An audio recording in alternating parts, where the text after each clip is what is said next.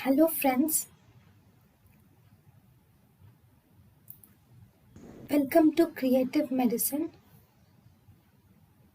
In this lecture, we will learn about. So friends, identify the tube. What is this?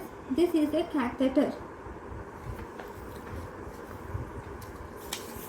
So what are these catheters?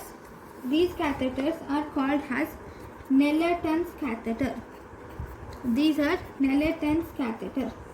So what is the use of this nelatons catheter? They are one time used for emptying the bladder during and after surgery. They are used for one time emptying bladder during surgery or after surgery. So with this tubes you can determine the amount of urine in the bladder.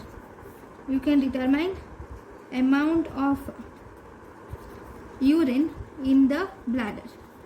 So this is nelatons catheter. Thank you. Thank you and thank you for watching.